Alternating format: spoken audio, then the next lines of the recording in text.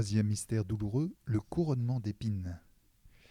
Avant de commencer l'enseignement, quelques précisions sur quelques âmes mystiques que je veux citer.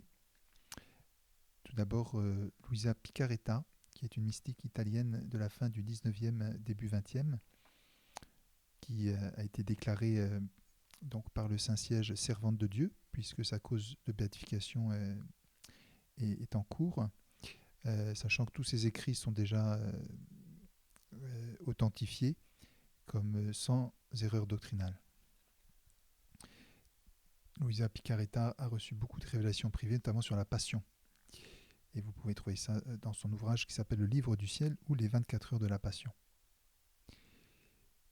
Je parlerai aussi de la vénérable Maria d'Agreda, qui au XVIIe siècle, une religieuse qui a également eu des révélations privées sur la Passion du Christ. Et la bienheureuse Catherine Emmerich, qui a également écrit sur la Passion, suite à des révélations privées. Troisième mystère douloureux, le couronnement d'épines. Nous allons donc tout d'abord nous intéresser à la couronne. Une couronne d'épines qui a été imposée à Jésus, non pas comme un instrument de torture avant tout, mais comme une parodie de la couronne, appelée radiante, que portaient d'ailleurs les souverains orientaux ou helléniques. Ces pointes, ces grandes pointes, très allongées, signifient le rayonnement universel du personnage. Un bon exemple de cette couronne rayonnante est celle qui orne le chef de la Statue de la Liberté à New York, héritage de la pensée grecque. D'après le linceul de Turin, il s'agirait d'une couronne fermée, confirmée par la bienheureuse Catherine Emmerich, qui parle d'une sorte de tiare ou un casque. D'après l'écrit des voyages de Jean de Mandeville au XIVe siècle, la relique de la couronne d'épines est constituée de deux éléments, une couronne de jonc et des branches d'épines. Jean de Mandeville dit avoir examiné les deux reliques de la couronne, celle de Paris et de Constantinople. Selon lui, la couronne de jonc a été reçue telle quelle par Saint Louis en 1248, les branches d'épines étant restées à Constantinople. La couronne d'épines conservée à Paris est un anneau de jonc tressé. On pense que les soldats romains ont enroulé des épines dans cet anneau, formant ainsi une sorte de casque d'épines tressé, Sisyphus spina Christi. L'anneau de jonc servait donc de support aux épines. Cet anneau de jonc a eu pour reliquaire la Sainte-Chapelle à Paris, que Saint Louis avait fait spécialement construire pour sa vénération. Après la Révolution française, la couronne est conservée dans la cathédrale Notre-Dame de Paris et exposée à la vénération tous les premiers vendredis du mois à 15h et le vendredi saint. Elle a été sauvée de l'incendie de 2019. Maintenant, intéressons-nous aux sources scripturaires, c'est-à-dire où dans la Bible il est question de la couronne d'épines. Alors c'est bien évidemment dans l'Évangile, mais précisons que dans l'Évangile selon saint Luc, c'est absent, et chez saint Jean, c'est très bref. Donc c'est surtout dans l'Évangile selon saint Matthieu, au chapitre 27e, et également dans l'Évangile selon saint Marc, qui est très proche de saint Matthieu, mais moins complet. Luisa Picaretta précise que ce couronnement d'épines a eu lieu entre 9h et 10h du matin.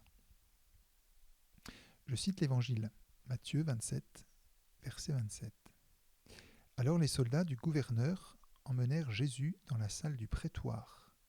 Chez saint Marc, il est dit à l'intérieur du palais. Autrement dit, c'est la demeure du préteur, qui est un magistrat romain à pouvoir militaire, chargé aussi de la justice.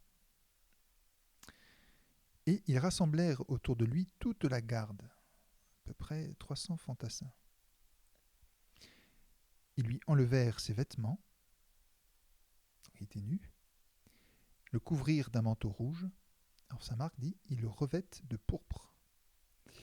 Louisa dit que ce manteau est en piteux état, et il est seul à cacher sa nudité, quoique trop court.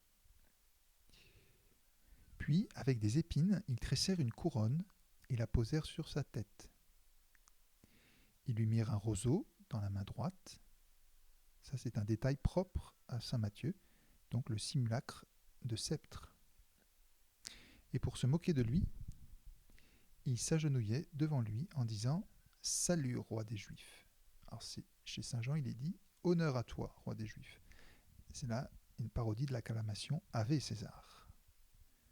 Et après avoir craché sur lui, ils prirent le roseau et ils le frappaient à la tête. Alors, intéressons-nous à ce qu'ont fait les soldats romains. C'est quelque chose d'assez familier, si je puis dire, chez les Romains, puisque cela correspond au pantomime, c'est-à-dire au spectacle de mime satirique qui était joué dans les cirques romains ou encore au passe-temps du roi Moquet, joué lors des Saturnales, c'est-à-dire des fêtes d'ébriété. Ainsi, les soldats romains parodient la cérémonie du couronnement d'un roi durant une demi-heure, nous dit la bienheureuse Catherine Emmerich. Et sans le savoir, ils réalisent la prophétie d'Isaïe, chapitre 50, verset 6. « J'ai tendu les joues à ceux qui m'arrachaient la barbe.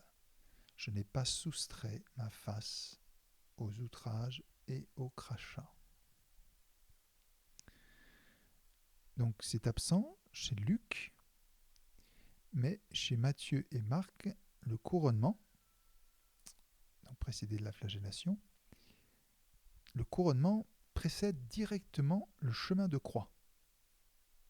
Alors que chez Jean, le Christ couronné est montré à la foule avant de commencer son chemin de croix. Je cite, « Jésus donc sortit dehors, portant la couronne d'épines et le manteau pourpre. Et Pilate leur déclara « Voici l'homme, l'Ecce Homo ». Ça c'est Jean 19,5. Le titre de « Voici l'homme, Ecce Homo » achève ainsi la pantomime d'intronisation des soldats. En exhibant ce roi de mascarade, Pilate tourne en ridicule l'attente messianique d'Israël et détruit la figure messianique de Jésus. Alors quelles ont été, après l'attitude des païens, les réactions des Juifs devant le Christ couronné? Alors ça c'est propre à saint Jean, chapitre 19e. Verset 6, « Quand ils le virent », alors la vénérable Maria d'Agreda précise qu'il y avait aussi la Vierge Marie, saint Jean et les trois Maries. Quand ils le virent, les grands prêtres et les gardes se mirent à crier « Crucifie-le, crucifie-le ». Au verset 11, Pilate dit aux Juifs « Voici votre roi ». Alors ils crièrent « À mort, crucifie-le ». Pilate leur dit « Vais-je crucifier votre roi ?» Les grands prêtres répondirent « Nous n'avons pas d'autre roi que l'empereur ». Alors il leur livra Jésus pour qu'il soit crucifié. Là on peut s'interroger en se demandant est-ce que le Christ a continué à porter sa couronne après cette parodie? Autrement dit, est-ce qu'il l'a portée au cours de son chemin de croix et au moment de la crucifixion? Alors, dans l'évangile selon saint Matthieu, au chapitre 27, verset 31, il est écrit « Quand ils se furent bien moqués de lui, ils lui enlevèrent le manteau, lui remirent ses vêtements. » Là, saint Jean introduit un dialogue avec les Juifs, avec le fameux Ecce Homo. Je continue à citer Matthieu, et l'emmenèrent pour le crucifier. C'est pareil chez saint Marc. Donc, on peut supposer que la couronne est toujours sur la tête du Christ, puisque le détail de son enlèvement n'a pas été précisé. Alors, c'est chez Louisa Picaretta qu'il y a plus de précision dans son fameux livre « Les 24 heures de la Passion ». Elle parle d'un deuxième couronnement.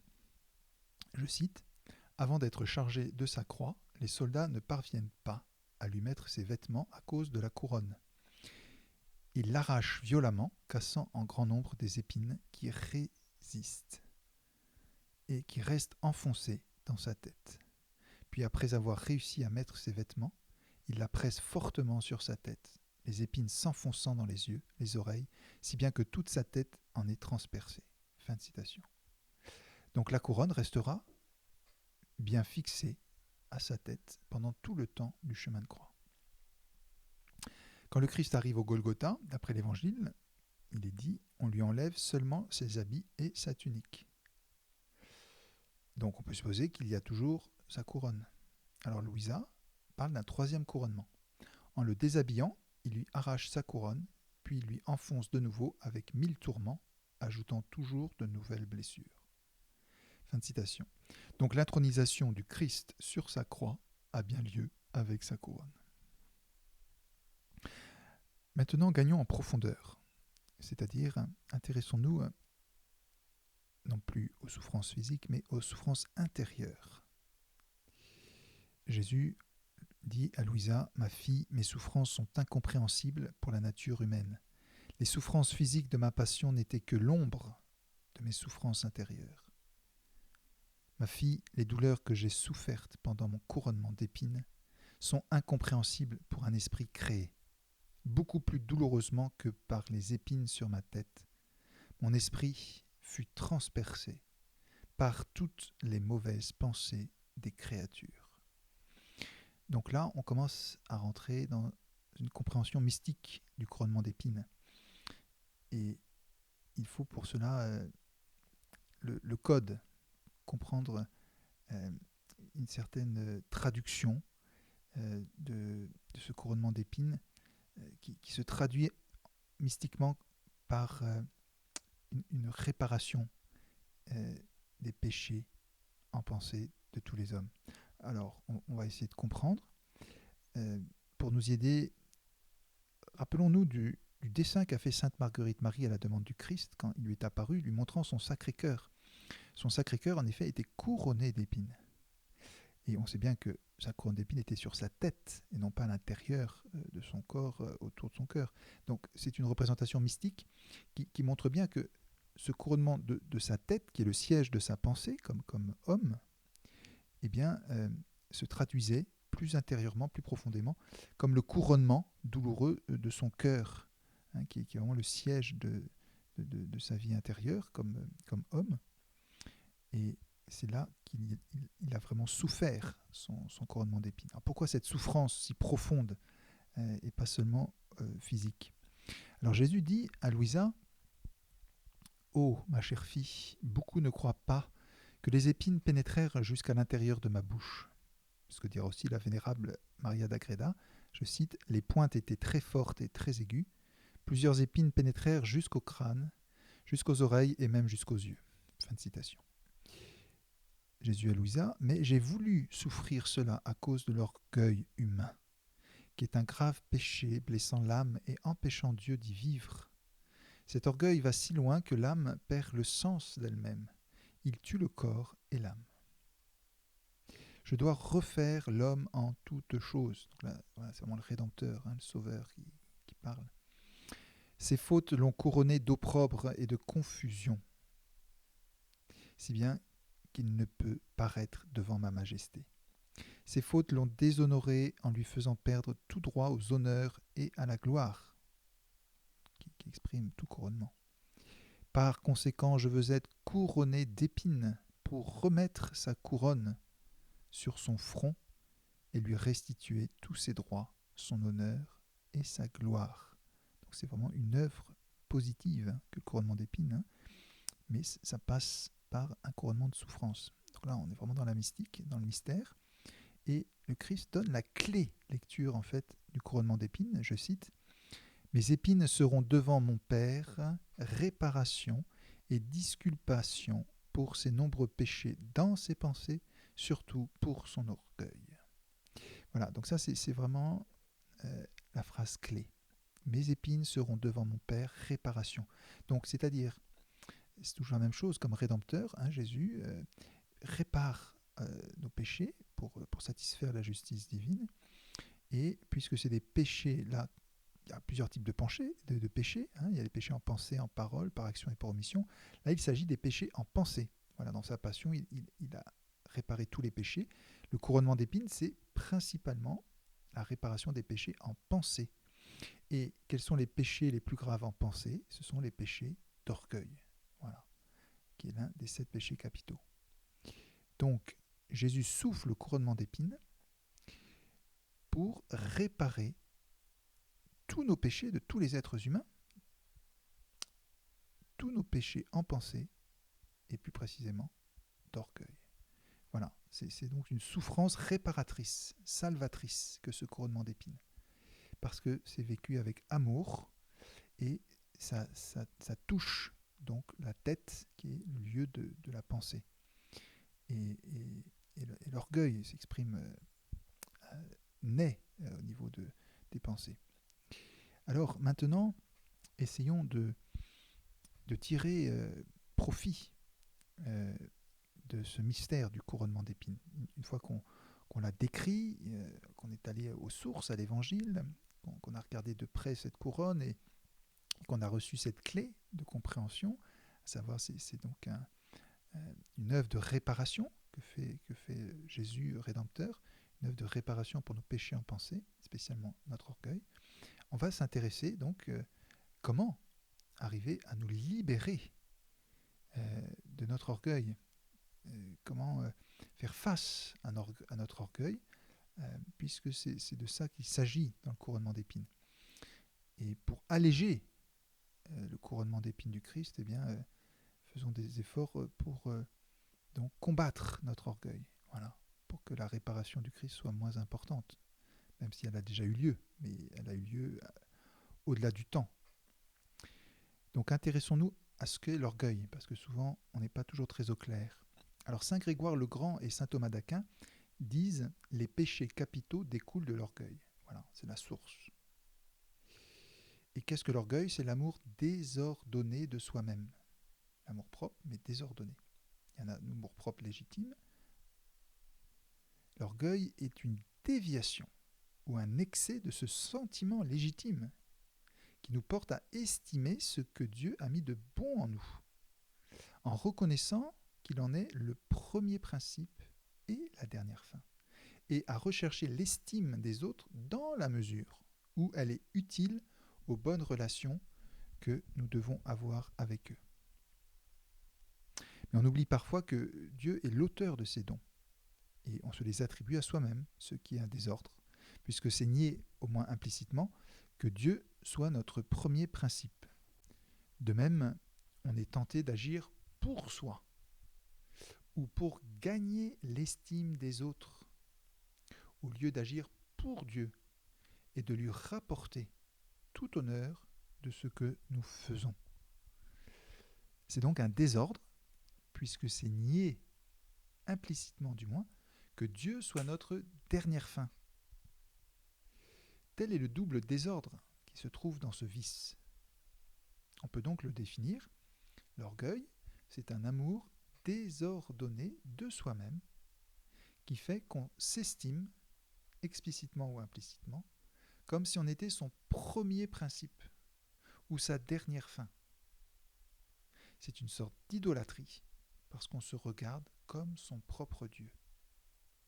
Voilà, ça, c'est vraiment ce qui nous ronge au plus profond de nous et qui, malheureusement, rend notre vie si compliquée.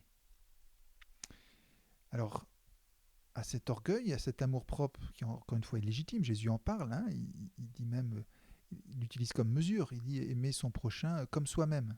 Hein, donc l'amour-propre, à partir du moment où il est bien situé par rapport à Dieu, aux autres et à soi-même, l'amour-propre est bon et nécessaire, et même c'est une souffrance chez certains qui ne s'aiment pas. Hein. Donc c'est important de s'aimer, mais avec justesse. Et lorsque cet amour-propre est désordonné, alors ça provoque l'orgueil qui lui-même entraîne donc d'autres travers. Alors ils sont au nombre de 3. C'est la présomption, l'ambition et la vanité. La présomption, c'est le désir et l'espoir désordonné de vouloir faire des choses au-delà de ses forces. Elle naît de ce que l'on a trop bonne opinion de soi-même, de ses facultés naturelles, de sa science, de ses forces, de ses vertus, la présomption. Deuxième défaut, cette présomption, jointe à l'orgueil, engendre l'ambition, c'est-à-dire l'amour désordonné des honneurs, des dignités, de l'autorité sur les autres. Parce qu'on présume trop de ses forces et qu'on se juge supérieur aux autres, on veut les dominer, les gouverner, leur imposer ses propres idées. Voilà, ce qui vraiment, là, qui est à la racine, hein, c'est ce sentiment d'être supérieur aux autres. Troisième défaut qui naît de l'orgueil, c'est la vanité ou la vaine-gloriole, qui est l'amour désordonné de l'estime des autres. Voilà. Il y a un désir d'être estimé qui n'est pas un désordre. Par exemple, si l'on désire que nos qualités, naturelles ou surnaturelles, soient reconnues pour que Dieu en soit glorifié et que notre influence pour faire le bien en soit augmentée. Le désordre consiste donc à vouloir être estimé pour soi-même, sans renvoyer cet honneur à Dieu qui a mis en nous tout ce qu'il y a de bon. C'est toujours un problème d'origine ou de finalité. Les défauts qui découlent de la vanité. Il y en a 3. La vantardise ou jactance, qui est l'habitude de parler de soi ou de ce qui peut tourner à son avantage en vue de se faire estimer. Deuxième, l'ostentation, qui consiste à attirer sur soi l'attention par certaines manières d'agir, par le faste qu'on déploie, par les singularités qu'on se permet. Troisième, l'hypocrisie, qui prend les dehors ou les apparences de la vertu, tout en cachant là-dessous des vices secrets très réels. Alors, après avoir fait, pourrait-on dire, le scanner de l'orgueil, hein, qui est vraiment ce vice qui est au plus profond de nous-mêmes, de chacun d'entre nous, et qui malheureusement nous fait commettre beaucoup de péchés, il y a le remède à l'orgueil. Quel est le remède à l'orgueil? Nous le voyons dans l'évangile selon saint Matthieu, au chapitre 11e, verset 29, Jésus dit « Prenez sur vous mon joug, devenez mes disciples, car je suis doux et humble de cœur, et vous trouverez le repos pour votre âme. » En effet, l'orgueil a pour conséquence de ne pas avoir l'âme en repos. On cherche toujours plus l'estime des autres. Alors que l'humilité et la douceur donnent ce repos de l'âme. Alors qu'est-ce que l'humilité? C'est une vertu surnaturelle qui, par la connaissance, au niveau de la connaissance, la connaissance qu'elle nous donne de nous-mêmes, voilà, il faut se connaître, la connaissance qu'elle nous donne de nous-mêmes nous incline à nous estimer à notre juste valeur. Ça, c'est très important. L'humilité, c'est pas jouer un jeu pour se faire petit. Non, c'est reconnaître vraiment ce qu'on est. Et on est peu. On est petit. Donc, plus on avance en âge, normalement, plus l'humilité doit grandir. Plus on apprend à se connaître et plus on s'estime à sa juste valeur. On n'est pas dans la démesure, à se prendre pour ce qu'on n'est pas. Et celui qui est humble aussi recherche l'effacement. Il ne va pas chercher à se mettre en avant, il cherche plutôt à s'effacer. La discrétion. Alors, l'humilité a un double fondement. C'est la vérité et la justice. La vérité qui fait que nous nous connaissons nous-mêmes tels que nous sommes. Voilà, il faut être en vérité avec soi, dans les qualités et les défauts. Et la justice qui nous incline à nous traiter conformément à cette connaissance. Voilà, il faut être en phase avec ce qu'on est, vraiment. Donc tout ça, c'est l'équilibre. Être équilibré. Cette vertu de l'humilité pourrait, sous certains aspects, se rattacher à la justice, puisqu'elle nous incline à nous traiter comme nous le méritons. Cependant, on la rattache généralement à la vertu de tempérance, parce qu'elle modère le sentiment que nous avons de notre propre excellence. Voilà, la tempérance. Quelqu'un qui est humble, c'est quelqu'un qui est tempérant, parce qu'il ne s'emballe pas, hein, par une imagination sur soi-même, en croyant d'être plus fort, plus intelligent, plus beau, etc., qui ne l'est. Voilà, la tempérance. Alors la deuxième vertu, qui est un remède par rapport au vice de l'orgueil, c'est la douceur. Alors c'est une vertu complexe qui comprend 3 éléments principaux. Une certaine maîtrise de soi, qui prévient et modère les mouvements de la colère. C'est à ce point de vue qu'elle se rattache à la tempérance, à la maîtrise de soi. Et on sait combien ce n'est pas facile. Être doux, c'est être maître de soi. On le voit très bien, Jésus dans la Passion, il est très doux, il est très maître de lui-même, il ne s'emporte pas vis-à-vis de ses bourreaux, de ses ennemis. Et puis, Deuxième chose, la douceur, c'est le support des défauts du prochain. Supporter les défauts du prochain. Alors ça, on est à cette école dans la vie de couple, dans la vie de famille, dans la vie communautaire et au travail. Supporter les défauts du prochain. C'est ceci demande de la patience et par là même la vertu de force. Voilà, c'est les forts qui supportent les défauts des autres. C'est faire preuve de faiblesse que de s'emporter contre les défauts des autres. Comme par exemple des parents qui se mettent dans des colères injustifiées par rapport à leurs enfants. Alors, troisième point sur la douceur. La douceur, c'est aussi le pardon des injures et la bienveillance à l'égard de tous, même des ennemis. Donc sous ce rapport, elle inclut la charité. Donc là, encore une fois, le Christ vraiment a montré combien son cœur était doux. Lui qui a dit en croix, « Père, pardonne-leur, car ils ne savent pas ce qu'ils font », alors qu'il a été injurié de façon extraordinaire. Alors, pour finir, on peut reprendre le dessin de Sainte Marguerite Marie Alacoque, son dessin sur le cœur de Jésus, entouré d'épines. Et Sainte Marguerite Marie a voulu écrire au centre de ce cœur qui est doux et humble, donc qui est en rien orgueilleux, et au centre, c'est marqué caritas, en latin, c'est-à-dire charité, la vertu de charité, car c'est vraiment un Dieu qui s'est fait homme et qui veut régner dans les cœurs. Voilà. Il ne veut pas avoir une couronne pour faire sentir sa domination sur les êtres humains qu'il a créés, une domination qui serait écrasante et humiliante, et comme tous ces dictateurs, comme tous ces assoiffés de pouvoir, l'histoire humaine en est malheureusement riche. Eh bien, Jésus montre que lui, il veut régner avec son cœur donc par la charité. Il veut répandre un règne de charité.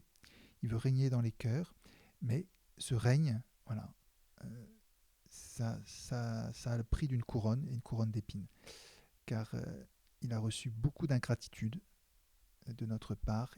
Il y a tellement peu de cœurs qui l'accueillent. Très peu de cœurs, en fait, veulent reconnaître Jésus comme leur roi d'amour. Hein, les Juifs ont dit devant Jésus couronné d'épines, à mort, crucifie-le. Mais nous, par nos péchés en pensée et d'orgueil, combien de fois on le dit sans s'en rendre compte, mais on rejette l'autorité du Christ sur nos vies. C'est une autorité bienveillante, pleine d'amour. Il veut régner, mais il reçoit de notre part une couronne d'épines. Alors il nous faut arriver à changer ces épines, eh bien, comme pour les roses, hein, il y a ces tiges épineuses, mais au bout il y a cette fleur qui dégage un bon parfum, un parfum des vertus. Voilà, il nous faut offrir les vertus du cœur, vertus de douceur et d'humilité à Jésus, pour qu'il puisse régner dans notre cœur. C'est son grand désir de régner dans nos cœurs. Voilà. Jésus dit à Louisa, « Mon enfant, ces épines disent que je veux être roi de chaque cœur, que c'est à moi que revient toute domination. » Voilà. Il veut être le roi de chaque cœur. C'est ce que veut Jésus.